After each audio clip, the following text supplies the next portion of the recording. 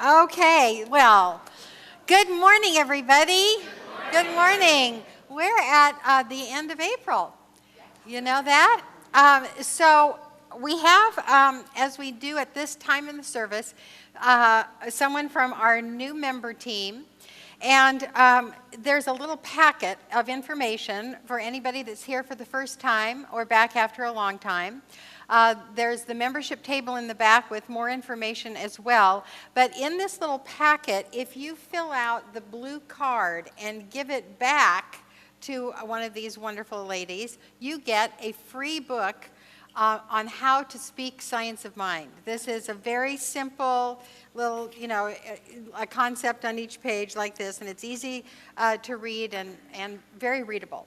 So you get it if you just hold up your hand and want one. So anybody here for the first time that would like an information packet right here, welcome, welcome, welcome. And one in the back there. We're so happy to have you. I'd love to meet you after the service. All righty. So here we are with our values-based spiritual living. This is our theme for the whole year. And I encourage people to let me know how the values are working for you. So a letter came to me this week that I'm going to read. I'm not going to tell you who it's from because I didn't get a chance to ask their permission. But I think it's such a great letter that I'm going to read it. Dear Carol, so this morning I awoke feeling a little sad. So I picked up my gratitude journal and decided to write a little. Rather than write in it, I decided to read back over my gratefuls since the first of the year. After a few pages, I felt refreshed. Then I came into the service and you began with gratitude. Next, I wrote spontaneously acceptance for my value of the week. Next, you put that up on the screen. Then, oh my God, that silver knife miracle. You got to see that. If it's archived, I'm sure. After the service, I made another connection. Each night, I write about 12 things that went well that day, small pleasures, successes, and joys. In rereading a page or two, I was able to return to those particular days and feel the pleasure of remembering the blessings as if being there again. Since any imperfections are not recorded, the only feeling is positive. That was in your talk too. Wow. So that is very, very, very good use of our principles. That is good creative work. So thank you. You know who you are. We're finishing up today the April theme, which is transformation and evolution, which I think are the perfect values, words, themes for the spring. This is really such a transformational time on earth when all the flowers come out and rebirth is evident. And it encourages us to know that rebirth is possible for us in each and every moment. So the values that we're starting with today, first of all, is flexibility. So, in finishing up this month on transformation and evolution, flexibility is really important when we transform because, we have to let go of that C word, control. We have to let go of control and have some faith that the highest and best is happening. Now, sometimes in the middle of circumstances that we would automatically judge as negative, we have to have beginner's mind in order to have a fresh perspective. So these are the values that we're talking about today: flexibility, faith, and beginner mind. So the title of the talk today is Any Surprises Are Always Better Than the Plan. So I want to tell you that this was inspired by my prayer partner that I've had for years and years. He's a wonderful man from the Santa Rosa Church, and we speak every Wednesday morning. And not too long ago, I was giving him a list of what I wanted, about how I wanted a particular thing to turn out. And in the prayer, he said this. He said, and he prayed for what I wanted, but then he said, and any surprises are always better than the plan. And I have adopted that since. I think that is such a powerful thing to assume that anything unexpected is therefore a blessing, not to annoy us. So at this point, I want to draw your attention to Galia's wonderful altar, where she has some dragons and a mask, both of which kind of mean surprising or something hidden that is going to be birthed and shown. So I love this altar, and she always brings such gorgeous, gorgeous flowers. So thank you very much, Galia.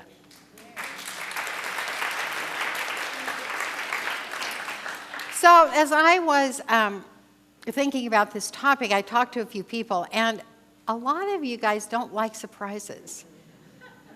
So I actually looked into that. Why? Why don't we like surprises if all the surprises are always going to be better than the plan? So, of course, I looked inside me, and what happens when I don't like a surprise? Well, the first thing is I feel like I'm unprepared. If something happens that's a surprise, I've planned it another way, and I'm not prepared for something just kind of like showing up. So if you're like me, you have a design for your day, and a surprise can sometimes feel like an imposition. Like if someone drops by, hardly anybody drops by, but you know, when Lloyd was here for that week, he didn't stay with me, but one day he dropped by. He just dropped by. He knocked on the door and said, I saw the cars here, so I knew somebody was home. And I realized how many, do people drop by your house? You know, so this was kind of like one of those unprepared surprises. I mean, I had everything he needed, and of course I was very, very, very happy to see him. But it reminded me that sometimes I feel unprepared for surprises because, you know, I might not have half and half for the coffee or whatever it is.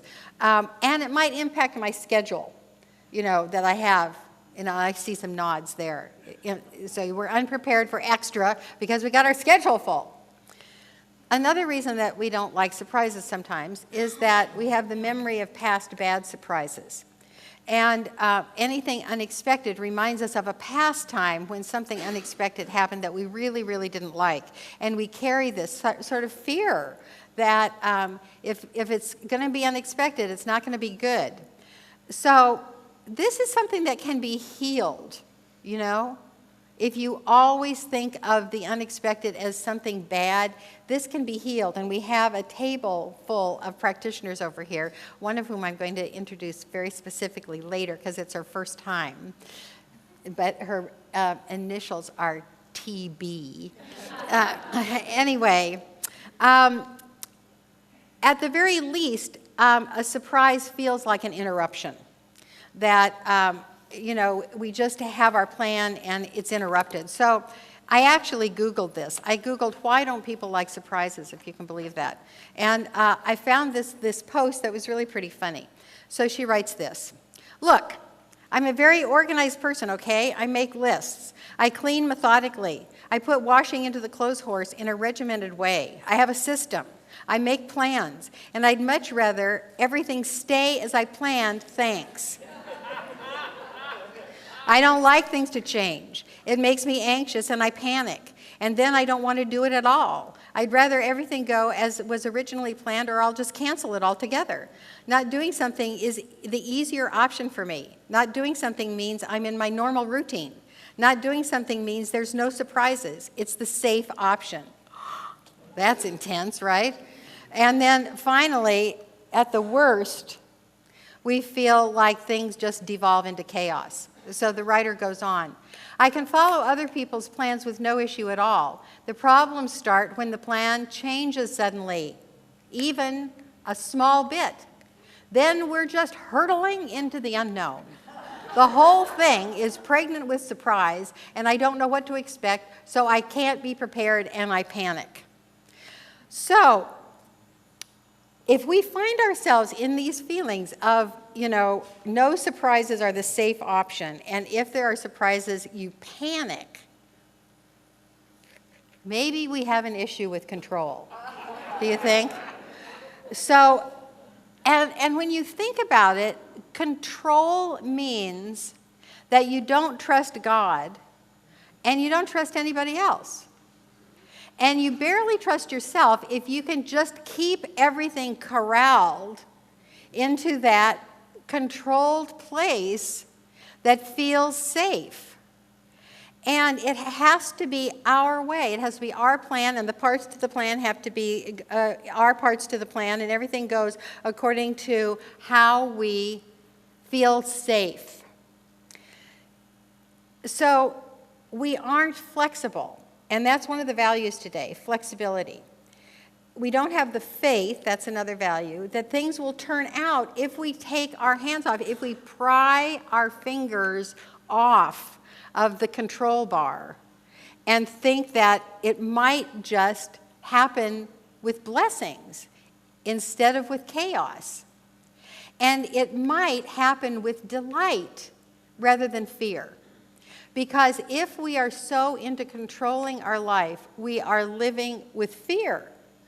Because if it's not the way we planned it, we go into panic and chaos. So we need to control ourselves and our environment so that we don't feel the fear.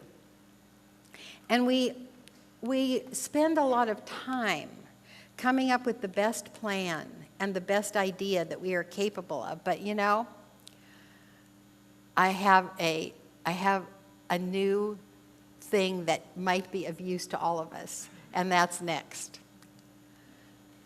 There is a better idea than my best idea. How about we all say that together? There's a better idea than my best idea. I want us all to really believe that, because as good an idea as we can come up with on our own, in God's mind, there are lots of more better ideas. There have to be.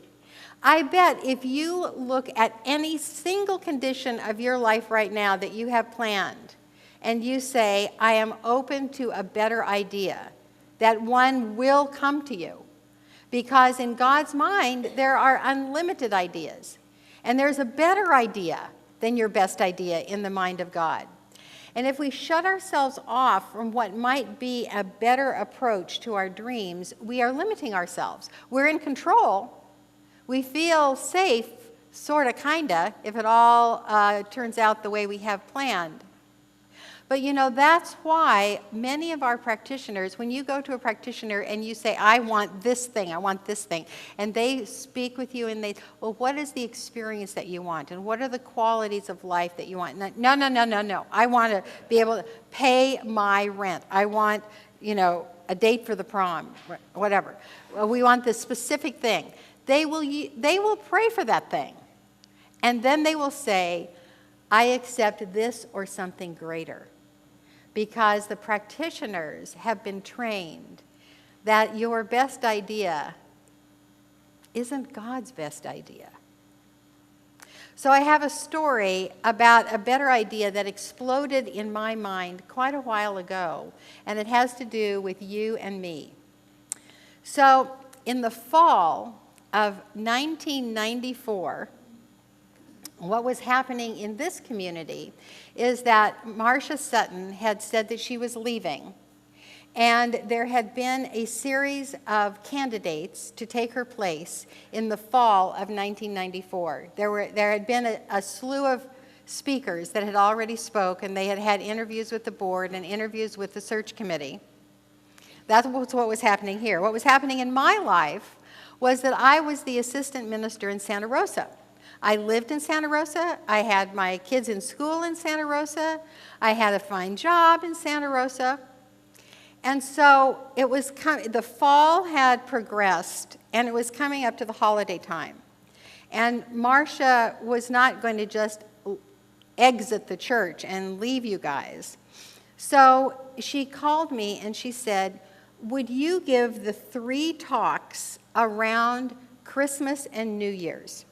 Because I want some consistency for my people during the holiday time, and we're not ready to offer the pulpit to anybody yet. We haven't found that person. So that was the holiday season of 1994. I agreed to do the talks around the holiday time. And by the time I had done the New Year's Day talk, there were people in the community who came up to me and said, "Why don't you candidate?" And I remember both Malini and Herb Schointon, they said, "Why can't you be our minister?" And the look on their face was like, this was a no-brainer for them. So I said, I was flattered. That's what I said. I was flattered. So what happened was, my kids were little, and we usually took a trip to Disneyland right around the holidays. So I remember I was driving down 5, and the kids were asleep in the back, and I felt the world turn. I brought up this idea. It was God. I was not my idea. I mean, I was just speaking for Christmas. But I thought, candidating for the Golden Gate Center, I entertained that idea. And you know, the thing that I can liken it to the most, and only moms know the feeling of when the baby turns over right before birth, you know, when their head's up and then their head goes down. And it's like the world is turning. And going down Highway 5, the world turned for me so that it wasn't an idea anymore. It was, oh my God, that's my church. That's my place. So I called him up. I said I would like to candidate. And so Easter 1995 was my first Sunday here.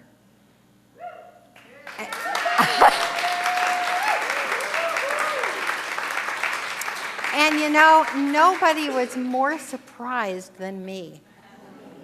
Nobody was more surprised. It was the most amazing shift that literally an idea coming to me and grabbing me. So if you want to open to a better idea and have a divine surprise, if you would like to open to a path that is better than the one that you've envisioned for yourself, or have an idea that's better than your best idea, we have a practice for you. And that practice is called visioning.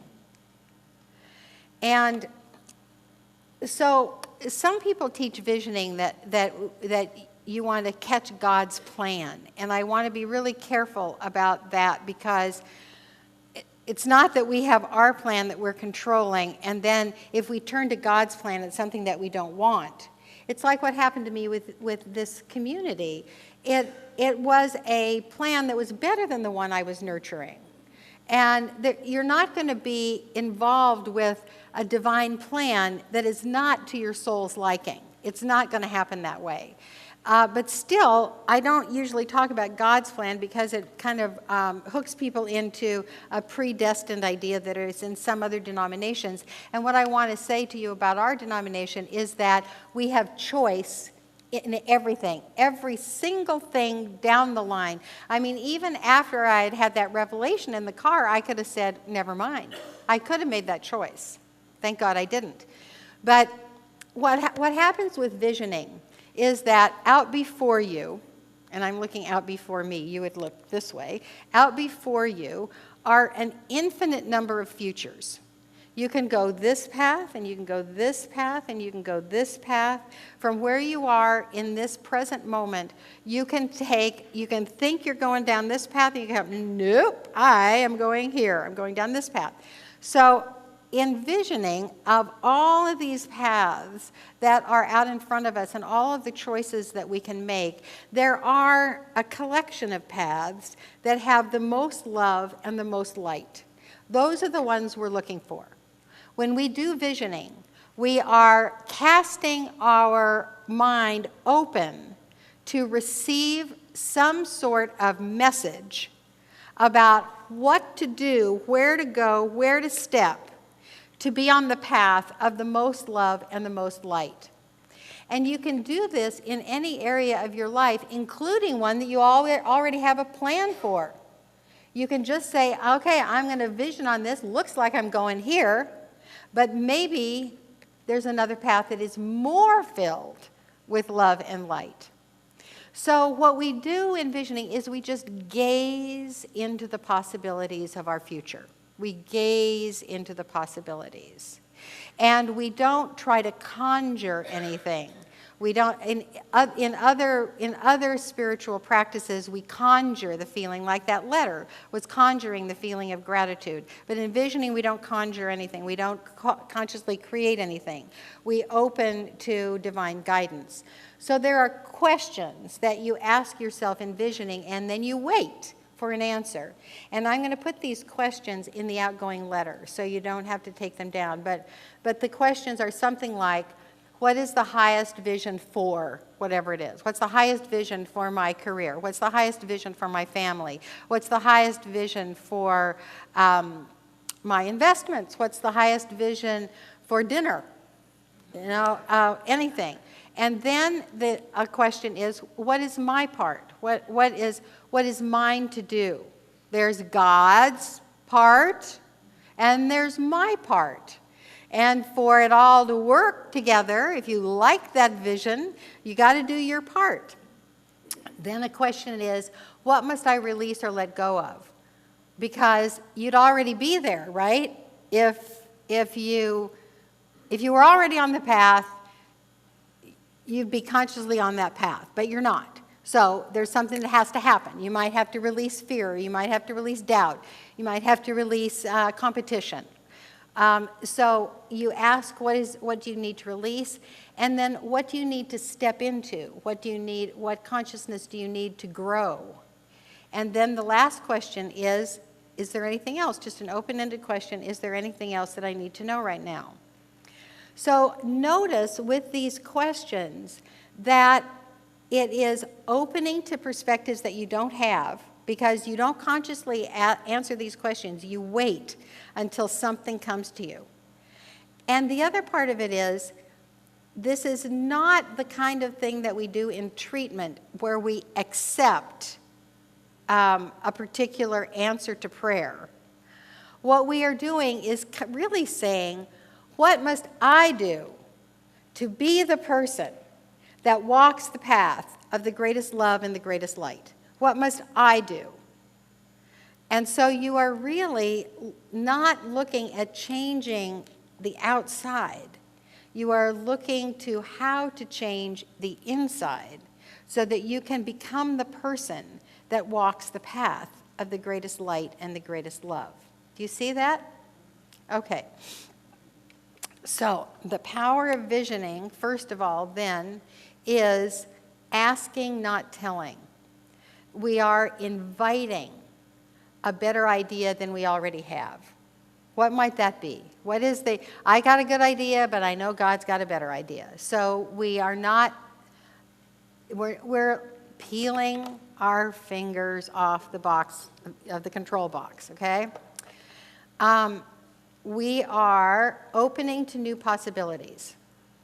So if we don't have visioning, if we don't have that skill of opening and asking a question that we literally do not have the answer to, the best we can do is search our past, which is good. Like in the letter, what were my gratitudes over the past week since the turn of the year? That's a good thing. But if that's the only thing, we are always limited by taking something from the past, as good as it was, and bringing it forward.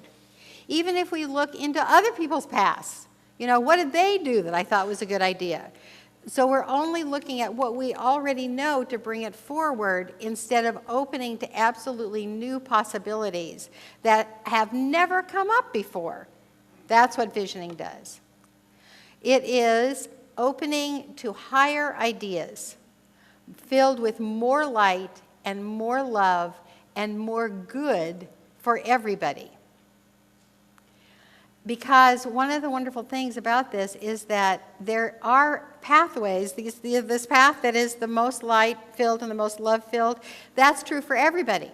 I mean, you going on this path is good for you and it's good for everybody else. That's what I want to say, that there's not any competition, that you get the goodies and somebody else doesn't. Because in God's economy, there's a way for everybody to get what they need and what they want. Then, of course, we are enhancing our relationship with our source.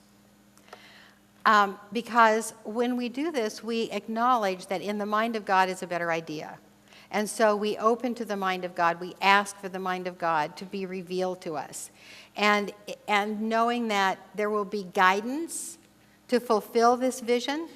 And within God, all of the means of accomplishing it are also there. We don't have to do this by ourselves. That's the thing about visioning and following visioning, is you get the idea that you don't have to do it by yourself. And that's what people who are plagued with control have, is they have to do it by themselves. And then finally, it encourages beginner mind. It is simply knowing that there is always a higher idea. So you can vision for your day, you can vision for a project, you can vision for a direction, you can vision for a healing, you can vision for an answer, and you can vision for, dinner, like I said. So when we let go of control, we know that the divine mind has all of the answers, and that we are loved, we are connected, and we are guided. And the good that we want for ourselves is available to us and for all, because it doesn't work for one to suffer at another's benefit. There is a way that we all can benefit, like in that sweet song that Scott sang about all of the countries becoming jumbled. I love that. So what I want is for you not to be afraid of surprises, okay? And as the concluding saying goes, reverse paranoia. The universe is conspiring for my greatest good. Let's all say that together. The universe is conspiring for my greatest good. Okay? So, in review, our values for today have been flexibility, faith, and beginner's mind. And because this is the last Sunday of a big old 5-Sunday month, here's all we've done this month.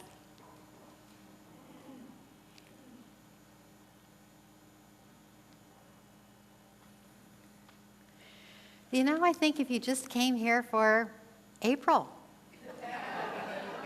you'd have a pretty good life, don't you think?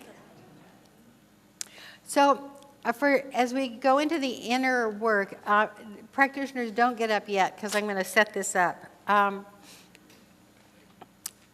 When I was really young, when I was a young teenager, 12, 13, 14, and my family would come to Disneyland from the other direction. We lived in Arizona, and we would come to Disneyland in the summertime from Arizona.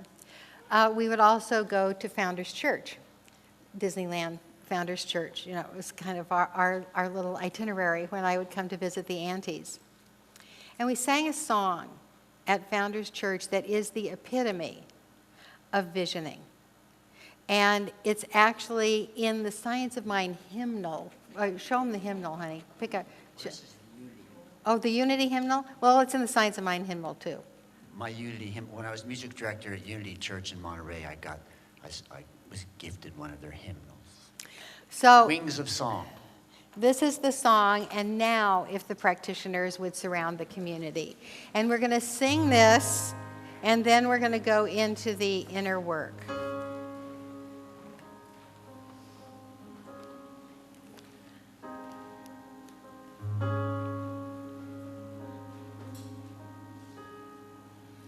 Open my eyes that I may see glimpses of truth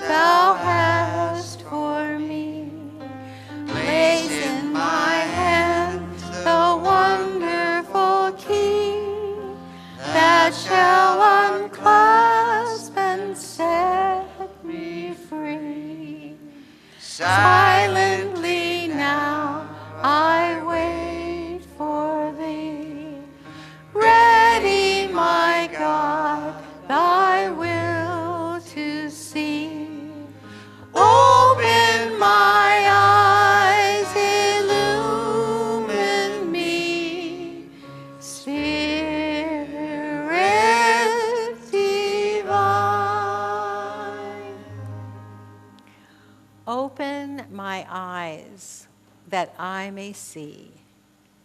Glimpses of truth thou hast for me. Place in my hand the wonderful key that will unclasp and set me free. Silently now I wait for thee. Ready, my God, thy will to see. Open my eyes, illumine me.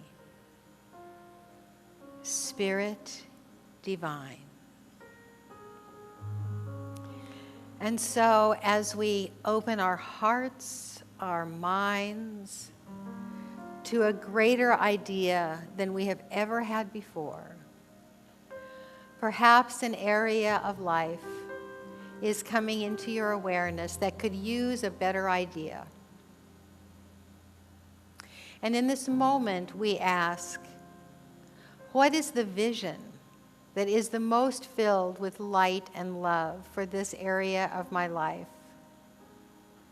And if I do not get an answer in this moment, may I simply suggest to myself that I remain open, and that answer can come to me in a flash at any time. And in that flash of recognition about the better idea for this aspect of my life, I know it will come complete with how it is that I must shift and change. What must I do to be the person that steps on the path of greater light and greater love? What must I release? And what must I add to my consciousness so that I change and can accept the gift that is being offered me?